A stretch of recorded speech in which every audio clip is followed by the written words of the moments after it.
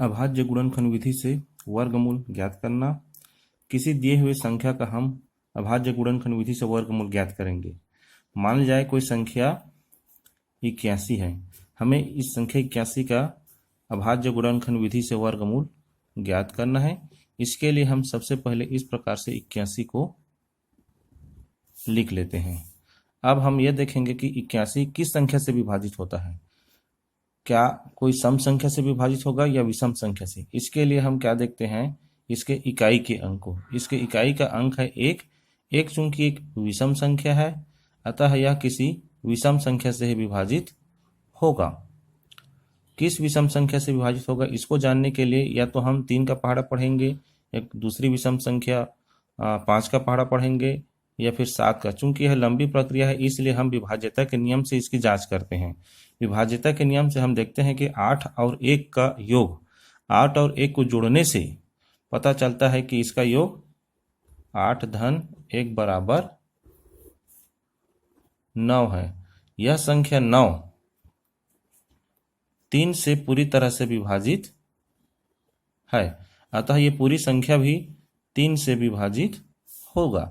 यह विभाज्यता का नियम कहलाता है। अब हम 3 का पहाड़ा पढ़ते हैं 8 में। 3 का पहाड़ा पढ़ने से 3 दूने 6, इसमें बच गया 2 और इसमें बच गया 1। तो इस प्रकार से हमें प्राप्त हुआ 21। 3 का हम फिर से पहाड़ा पढ़ेंगे तो 3 सत्ते 21।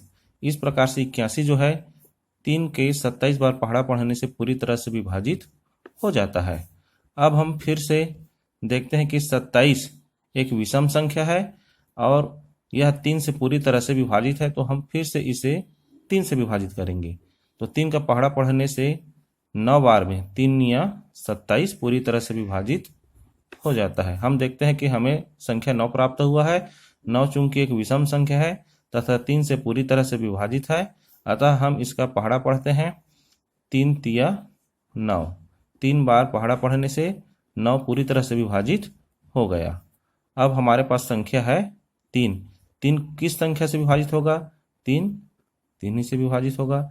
इस प्रकार से हम 3 का एक बार पहाड़ा पढ़ते हैं, 3 एकम 3। तो हमें 81 के अभाज्य गुणनखंड प्राप्त हुए 3 गुणित 3 गुणित 3 गुणित 3। इस प्रकार से हमें 81 के 4 अभाज्य गुणनखंड प्राप्त हुए। अब हम इसे इस प्रकार से वर्गमूल के अंदर लिख लेते हैं, 3 गुणित 3 गुणित 3 गुणित 3।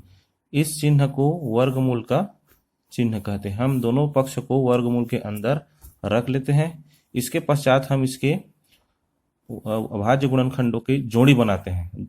हमारे पास जितने भी अभाज्य गुणनखंड है उनके हम 2-2 के जोड़ी, इन दोनों का एक जोड़ी और ये इन दोनों का एक जोड़ी, इस प्रकार से हमको 1 और 1 के 2 जोड़ी प्राप्त हुए। उसके पश्चात हम इन जोड़ी में से एक एक संख्या नीचे लिखेंगे। इन दोनों में से एक संख्या, एक 3 हो गया, और इन दोनों में से एक संख्या गुणित 3 करके लिखते हैं। इस प्रकार से हमको ये 2 संख्या प्राप्त हो गया, 3 गुणित 3। इन दोनों को हम गुणा कर देते हैं, 3 तिया 9 प्राप्त हो गया। इस प्रकार से प्राप्त संख्या 9 ही 81 का वर्गमूल कहलाएगा। यह है किसी संख्या का वर्गमूल ज्ञात करने की प्रक्रिया। इस विधि द्वारा हम किसी भी संख्या का वर्गमूल बड़ी आसानी से ज्ञात कर सकते हैं।